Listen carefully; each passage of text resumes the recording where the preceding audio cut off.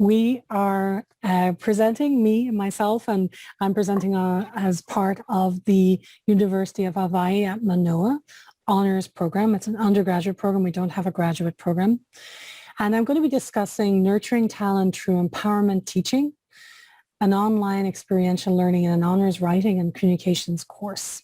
I developed this course from scratch. I was handed a one-page syllabus, which had maybe 2 paragraphs. And so I created this course in 2015, which I will describe more as we go.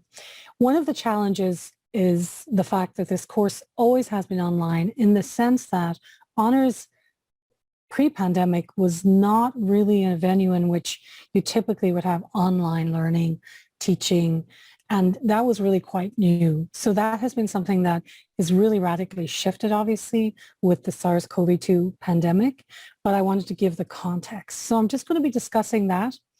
Just trying to get I'll give it just a second to get the slideshow moving. There we go. Introduction to the University of Hawaii at Manoa, our honors program, our philosophy, experiential learning theory. If you're not yet familiar, you may learn more. The honors course I teach is Honors 333, and the background, philosophy, development, and application. Ways to create a caring student learning community online. I will discuss that more in addition to the slides as we keep going.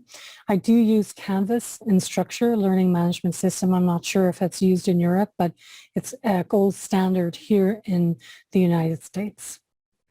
So also I'll be discussing as part of this student resilience, retention, persistence, students teaching students model. That will be more about some of the assignments that I give students, where they really form teams and pods of learning, and there's a lot that goes on in terms of that. Access, diversity, and equity practices, I'll really just bring those in as I'm talking rather than being in the slide, because that's not the absolute focus of this. But you'll see from the data I share about the university here how naturally diverse it is. And then just talking about possibly some programmatic best practices and tips. So Boyd talks about reflection, and really it's a cycle, it's iterative, and it has to be intentional. And that was one of the starting points for the curriculum and pedagogy of the course I teach, is that deeper learning and assimilation and allowing the sense to connect with creativity is something that's intentional and purposeful, and it can then create spontaneity, but that space has to be intentionally nurtured. So that's why, and this is the writer, if you're not familiar with Boyd, you may really want to look him up. I do have a references slide as well. So the idea also from Dweck, who's an educational psychologist in the United States, you may be familiar with growth mindset, yet, not yet. We are malleable. We have the ability. So we're far from being simply encoded in genes. Much of personality is a flexible and dynamic thing that changes over the lifespan and is shaped by experience. What is more, we're beginning to understand how to change it. So the idea that we have to have a fixed mindset is something that we can work to change so that we can be more flexible and resilient, because resilience is really about being flexible as much as it is about developing capacity. So this is just my own little cycle of learning by doing that I created, which was really about what is the intention behind the pedagogy in my course, so that you're in an immersive situation. The students in this case are watching TED Talks, they're reading journal articles, they're reading book excerpts, they're really accessing information about educational psychology, experiential learning theory, change agent thinking from multiple sources. That's also really based in Indigenous wisdom, because that's a really important value to me, being from Ireland and also living here in Hawaii. So the idea that this is a cyclical, iterative process, and that it has to have components, so that you continue, you start, you're reinforcing. This is a writing intensive course. That means that there's a number of essays and a larger essay at the end and a number of other writing assignments. So you have the ability to interact, and it's also an oral communication course, as they say here, which is a designation for graduation. And that allows the student to be able to earn credit that works for their graduation, but they're actually also able to develop real life skills that they can take with them. I like to call it mobile learning. So just a little bit about us. This is where we're located on the island of Oahu, and that is our campus. You can see I believe that's the football field, and then you see Mount Leahe. It may be more commonly known as Diamond Head. You may have seen this in photos, or if you've had the chance to visit. And then you see the Pacific Ocean in the background. So you can see here that we do have a lot of different students coming from not so much international. We do have a percentage, but obviously everybody's 2020 was affected and is quite different. But we do have quite a few students who come from the continent. And then we have a lot of students who come from within the state. But you can see that we actually have a very diverse student body. So we actually have 35% of students that are Asian identified. This is all self-reported by the student, Native Hawaiian or other Pacific Islander, Hispanic, multiracial. We do have quite a few students who identify across, as you can see, different ethnicities and cultural lineages. We're 320 acres. We're a land, sea space, and grant research institution, and we're just outside of downtown Honolulu on the island of Oahu. So the Manoa Honors Experience is pulling together to reach the shore. Hokupue e hiki ike kahakai. Philosophy and values. Interdisciplinary learning, critical thinking. These are some of the students in my 3-3. We had a resilience workshop, and they were actually working on a balance. What they have in their hand is working on a whole wheel about the whole health of a student, the emotional, social, and intellectual health, and how do you balance that? So the students were working together and working on their own wheel to learn how to balance more. So then they're working together again. Engagement, communication, research. I'm interested in doing things in real time, obviously when the pandemic allows. This is our poster session for our Undergraduate Showcase. The university has an Undergraduate Showcase twice a year at the end of each academic term. So students who are in the honors program must do a research project. That's their culminating experience. And so let's see, for building community is really important. As Bruggeman, your own author from the Netherlands, says, human beings crave togetherness and interaction. Our spirits yearn for connection, just as our bodies hunger for food. And so one of the tenets of my teaching is to create a safe space while it's still challenging intellectually. It's also a space where students can really push themselves, but in a way that feels iterative and developmental, so that they start to have that scaffolding experience. They're able to reach that next step, but they do have to work for it. So it's definitely a combination in that way. Just a little more about the honors program. About 650 undergraduate students, depending on who's coming in as a new cohort and who is going to be graduating. It's a 4-year cycle. It's application and interview based, and a culminating research project is required. This is one of our question in between. Yes, please go for it.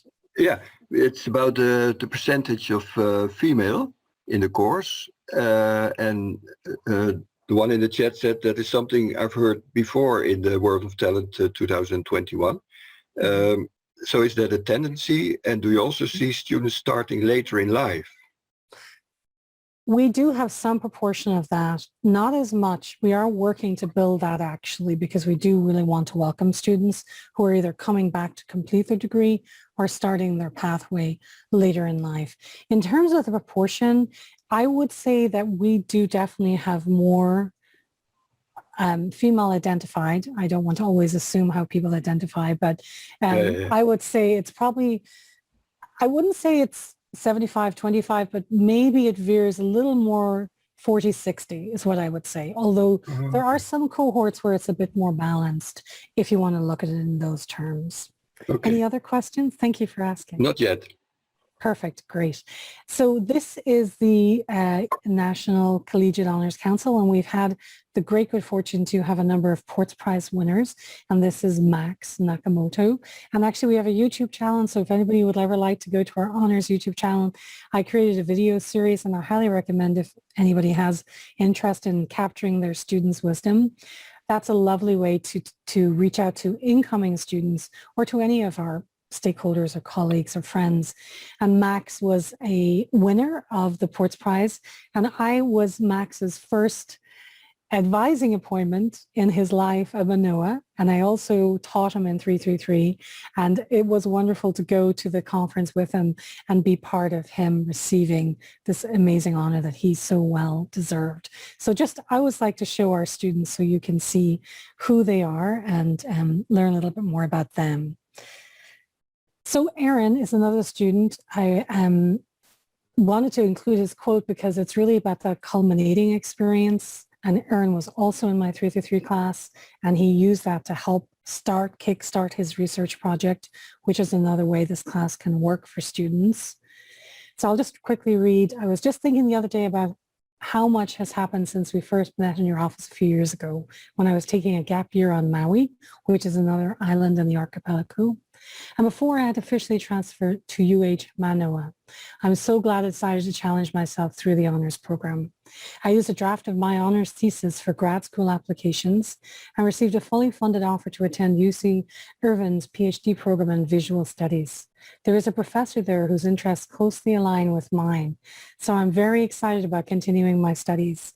So that's what we always like to see. We love to see the loop completed and then continued in the next iteration and phase.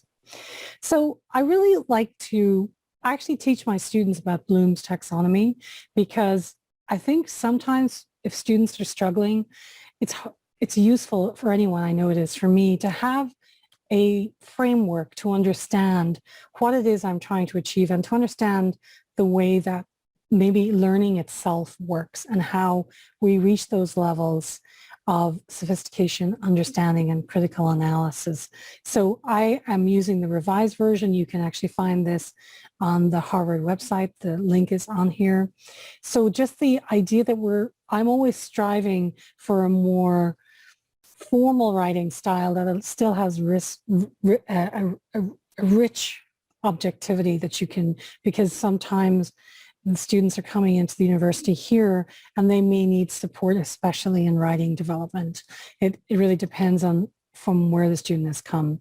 But that's something that I offer that might be a little different than of an approach in the way that I'm very formal about it, because I want students to really learn how to have that social and academic capital that they may need to keep developing, because we do have first-gen students and students coming in with that need. And creativity is damn hard work. It takes a lot of time to develop these skills, like the critical thinking, to determine which are the most promising ideas. There's a really good article in BBC, it's also in my references website, talking about the fact that we assume genius is only belonging to a certain number of people, but in fact, it's something that we can foster. And it actually takes a number of efforts to reach a place that is maybe the sweet spot, the enlightenment that we're seeking for in this particular endeavor. It's not something that just sits there all the time. It's something we have to engage with. So that's something that I try to share with students, because sometimes we can other achievement and creativity and what we might call more genius behavior, when in fact we could ourselves be empowered to engage with it. So experiential learning, a teaching methodology and cognitive process that supports the learners to engage in direct experience and focused reflection through scholarly engagement. So students in my class have to be engaged in activity. With the pandemic, that was a little bit challenging, and the engagement activity is a term I use simply because it's a vast array of options. Students may come from any major in our honors program. They may be STEM, they may be a biology student, they may be in the laboratory. They also may be a finance student who actually goes, and as part of their engagement, they go and do service work with a local community center, which is one student did. Another student has done internships. I have a few examples later that I'll show. So there's very much the student teaching student model that I mentioned earlier. That's when students start to teach each other about their disciplines naturally in a safe space, because they do have to present as part of this course. So they actually learn about each other's discipline from a student perspective, which allows them to really build bridges they may not always build, which I find really beneficial. Educational psychology, an applied branch of psychology focused on the scientific study of human behavior in educational settings. So even though I'm interested in psychology in general, I really do tend to focus more in educational psychology, which is where Carl Dweck, the earlier quote, she's an educational psychologist. So the opportunity really is to have this loop of learning. So it's a writing intensive course, a oral communication course, and that means students have to be able to do a certain number of assignments and projects. And it's focused on the education psychology curriculum, which is also where experiential learning theory comes from, cognitive psychology. They're developing, applying critical thinking skills. They're getting real life skills they can put on a resume, on a CV. So they actually also have formal scholarly reflection and having to do that in an objective, formal, high-level English allows them to really start to perceive their own perceptions differently. And that really does lead to student self-efficacy. As Bandura has said, will you be able to succeed in certain situations, all in a way, how you approach that? And sometimes we are our own worst obstacle in how we perceive ourselves or how we're not able to overcome that. So I want these kinds of supports for all students. And that's really high achievers coming from more privileged backgrounds, as well as first generation. I'm a first generation student, so I'm always thinking of those students. I'm always thinking of how I can encourage that environment for all students. And the idea really, as Dewey would say, and that's a foundational thinker in more modern educational theory in America. We learn from reflecting on our experience because we don't always take what we need from our own lived experience, even in whatever that may be, and certainly not in academics. So how do we do that in a way that allows it, as I would say, to be truly mobile learning? So we're deciding, we're concluding, we're reflecting. So my experience of this is that the adoption of these kinds of models in the pedagogy in my classroom and when I meet with students in other settings leads to an empowerment teaching advising. And, they are integrated together.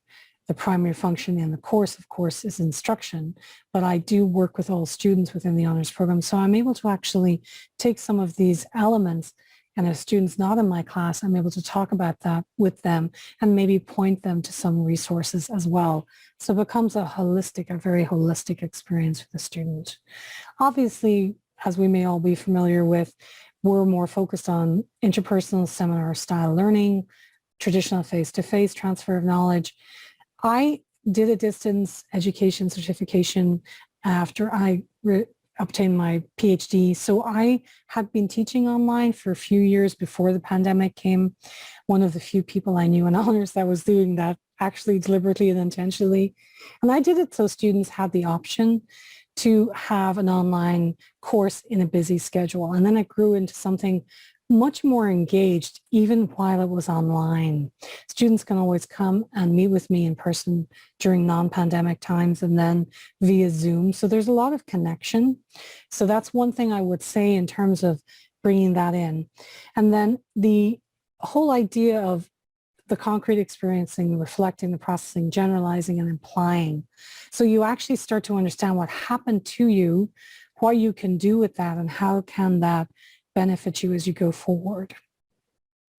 So you're actually creating knowledge from the experience of engaging, not just through the doing, but through the thinking and the assimilation, which allows you to actually get to Bloom's taxonomy, get to those levels of engagement and understanding and maturity, because it's also about how you keep maturing as a student, because that's one of the goals. So just to give you a little quick fact, created in autumn of 2015, approximately 164 students taught in the section I'm in. It's a writing intensive, so only 20 students can be in the class per semester term. And I gradually added these designations, the writing intensive. I made it a permanent course for the actual program. It became a renewable course so that can continue on. And then I added the oral communication general education designation, all to benefit the students, but also because I've been doing these elements, presentations, lesson plans, which are the kinds of things that you would do if you were an educator. I have students actually do those in class towards about a little more than halfway through after they've engaged with the pedagogy and theory. Can I raise a question? Yes, go raise it. Yeah, you were showing the experimental cycle, and where does the experience start? I mean, you mentioned the different subjects, but can you give an example of concrete experiences that would be the starting point of this cycle? In reality, they can be anything, but let's say in the intentional way that I'm working with it in the course, it would be that the student, I'll just pick a biology student who's in a laboratory, their concrete experiences, they're now in a laboratory, they're working with a principal investigator, and maybe their very first time having a professional experience, learning how to be in a laboratory, how you clean it, how you manage. You may not yet be doing full-on research, but you're becoming part of that. So your concrete is, I'm actually doing this thing now. I may have been thinking of doing it. Yes. So it could be any number of the items that I mentioned. And it can be, the thing about the experiential learning theory is it can apply to any one of us at any time. But the way that I'm using it is that you typically, as a learner, you go through the cycle so that you can come away with a deeper learning and a deeper understanding, and that you actually know that it's a cycle. So that's, I hope that's helping to answer that question. And do you set up those experiences for them, or do they find it themselves? It's a combination, because sometimes I will have sometimes I will have a connection with a faculty colleague, and I may be able to connect a student. I've done that a number of times. Sometimes it's a direct, the student will have that professional experience of seeking out the faculty, but I might assist them in thinking about how to do that and maybe how they approach the faculty so that they're not uncomfortable, because it really depends on the student experience. Not all students have a lot of real world experience who come to our university. It's really variable. Yes. Okay. Thank you. Thank you. So I don't know if anyone's, I'll just go back to this. This is Canvas. If you do have it or available to you, I'm not sure, but it's a really nice learning management system. So if you do want to learn about it, it is something you can possibly use that might be beneficial. It is something I highly recommend because it operates more intuitively than some other systems I've used.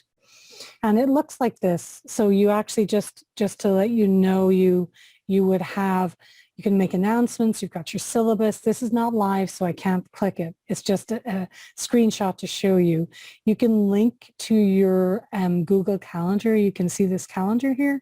The students can actually link the assignments to their Google Calendar, which is what the UH system uses. It uses Google for everything. So it's actually really very intuitive.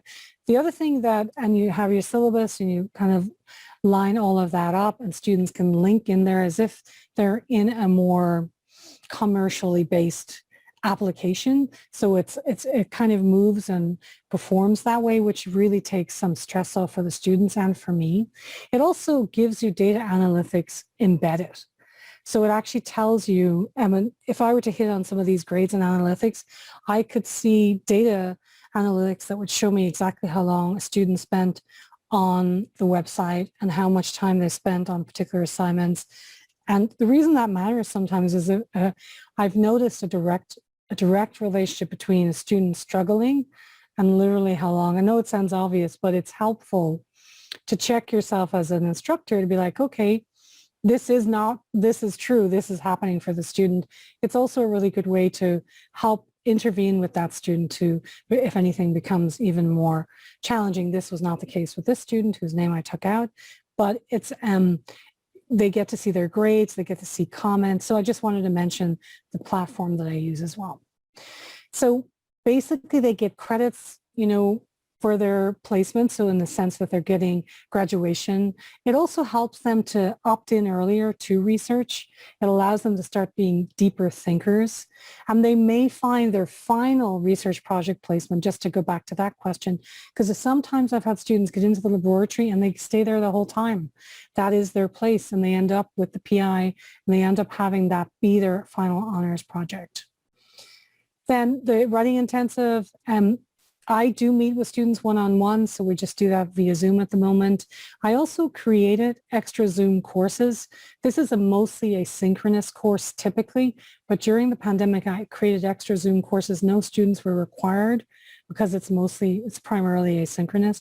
But students really loved it because they got to engage with each other and with me, so they didn't feel so out in cyberspace. I think we might have a question when I see that come down. Is that correct? Question that I should answer? Yes. Is the examination also through Canvas for students or for students? I don't know where the emphasis lies. Yeah, so the way that this works is the cumulative process. The S, everything has points attached to it. So when they're responding to the readings and the TED Talks where they're watching different theorists talking, because I know the students do really well if they have a diverse access to the types of course materials. So it's per point, whatever's assigned to that assignment, how many points, and that becomes cumulative. Everything is within Canvas. I hope I'm answering the question. Great. I hope so too. Yes, I'm doing my best. We can come back around. So technological and information literacy fluency, that's really important. We use APA style. That is the one with the most utility for most majors in America. I don't know what it's like globally because I'm not teaching anywhere else, but APA can be used by the government here for grant writing, by private entities, by private foundations. So it's a really useful APA style, citation style is really useful for all majors to know. So I choose that one. It is the PhD I have is in education. So it obviously is the one I'm more familiar with most recently. I did an MFA, so that was actually that was MLA. But any other questions, or we'll continue on? Okay, good. Okay. So they do a formal presentation. So they actually have to create a slideshow. It has a certain number of minutes, and it has certain requirements. And I do give them a lot of tips and I give them links to outside, but they have to really present it as if they're going to somewhere professional. Then I also have them make a lesson plan. And if you're not, I would think people might know what I mean, but it's really what an educator would do at any level of teaching. And students, they get to study the American educational system with a little bit of global comparative, and then they get to be an educator. So it's another way of experiential doing. They actually get to understand what it means to plan a lesson, how you communicate it, what material you're going to use, and what order you're going to use it, and then they narrate a slideshow. So they have the written portion, and they're using Kolb's experiential learning theory specifically, so they're actually breaking up that 4 cycle and getting in depth. So they actually have that. Also a podcast. We'll listen hopefully to a little bit of one. Effective feedback mechanism, so I'm able to meet with students and go over all of that.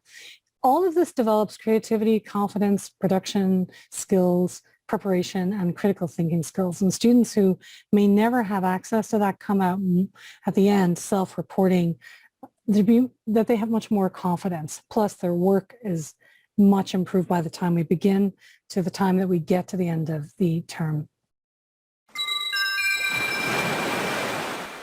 Hi, I'm Zoe Hill and I'm majoring in marine biology. My name's Gabby Kanoa and I'm majoring in civil engineering. I'm Sonia Jardina and I'm majoring in global environmental science. And my name is Kaya LaGuardia Yonamine and I'm studying journalism.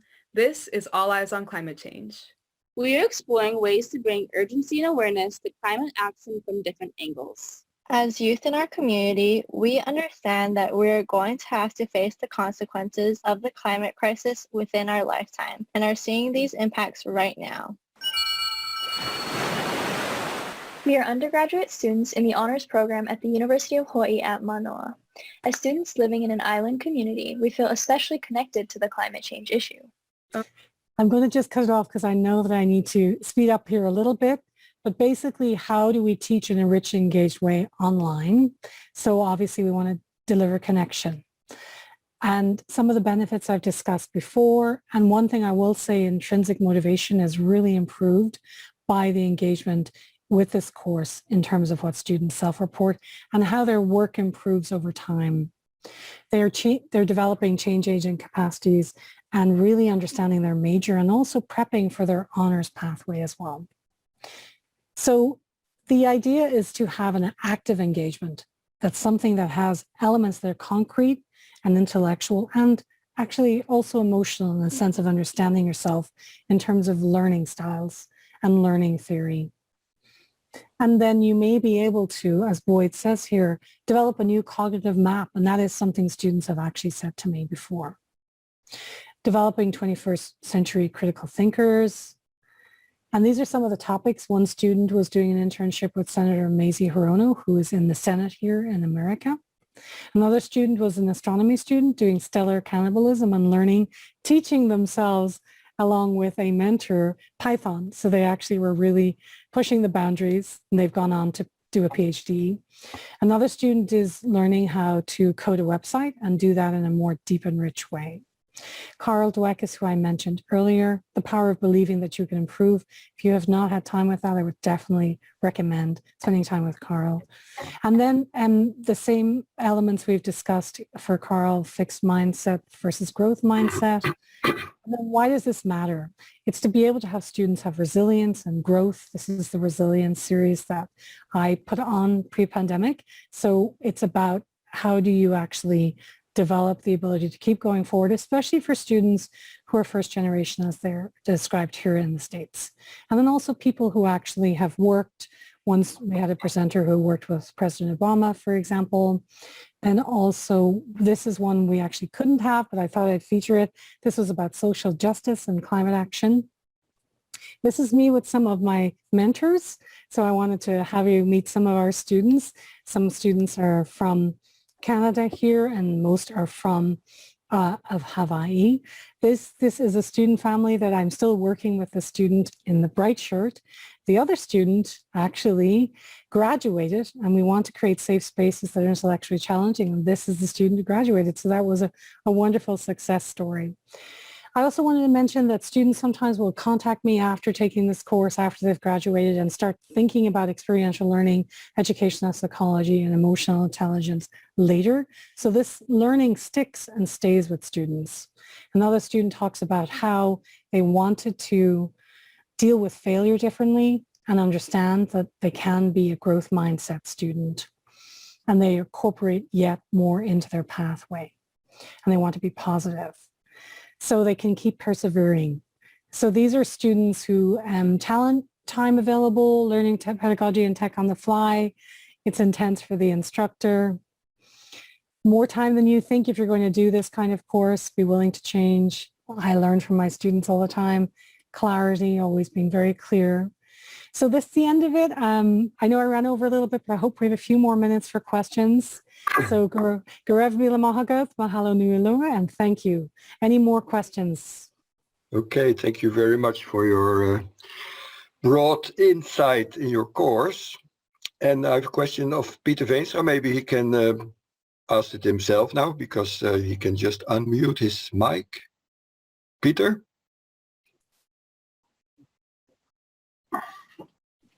Thank you, Ari. Yes, it's a question about interdisciplinary learning. You mentioned it during your session, and I'm interested in how do you, in a specific way, learn students from each other, because most of the time you see in an interdisciplinary setting that students use their own specific knowledge, and other students their specific knowledge.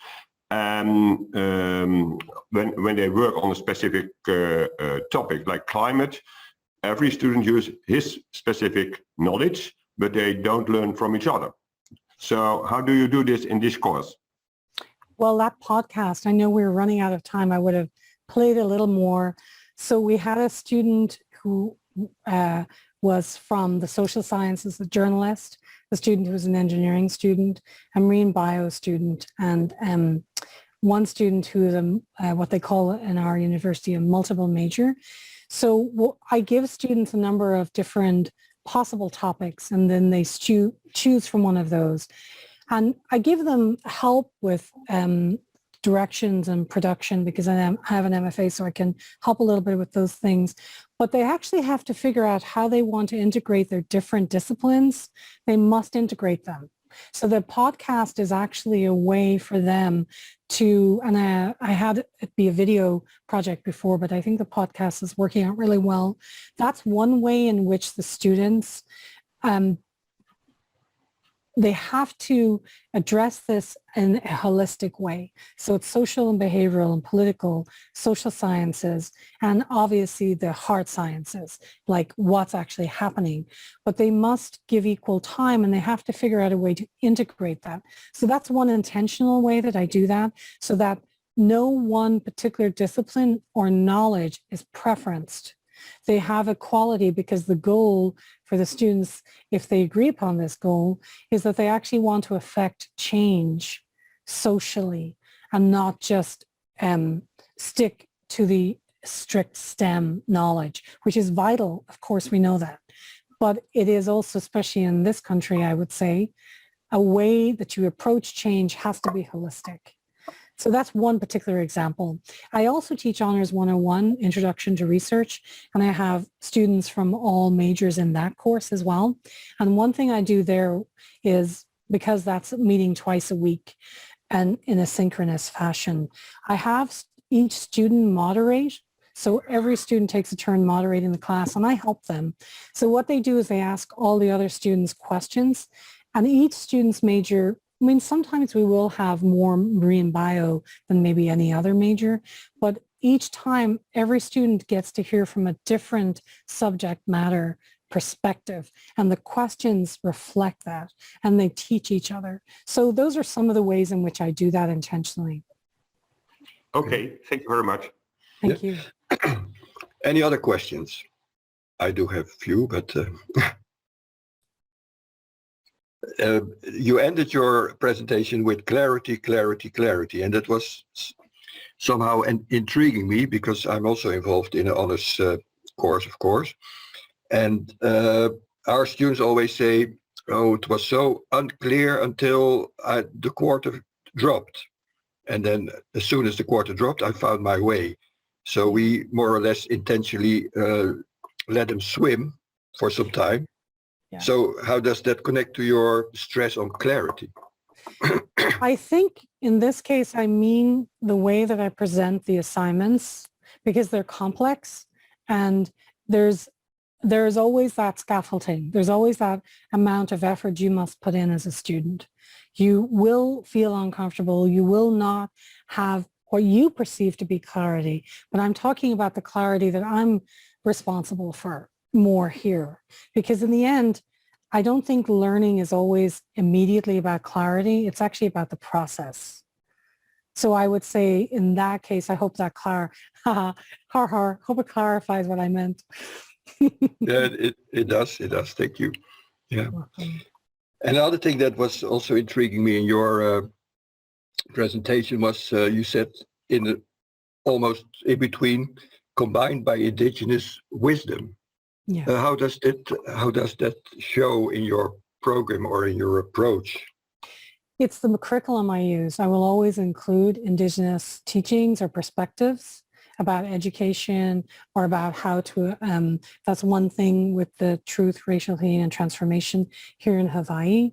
The kumu, which means teacher, I mean, that's a very small word for what a kumu is in Hawaiian epistemology. But the idea that we have reached this point by ignoring indigenous wisdom to a large extent. So it's intentionally infusing and referencing and forefronting that simple fact. And also in our Honors 101 that we recently redid, we have a number of Native Hawaiian scholars. In the TRHT, we use Native Hawaiian epistemology and focus on Aina, which is, it doesn't just mean land in Hawaiian, and Talov in Irish. It means the whole way of being with nature. So it's the sense of connection to nature that's not just intellectual, but it's a whole experience. I hope that helps.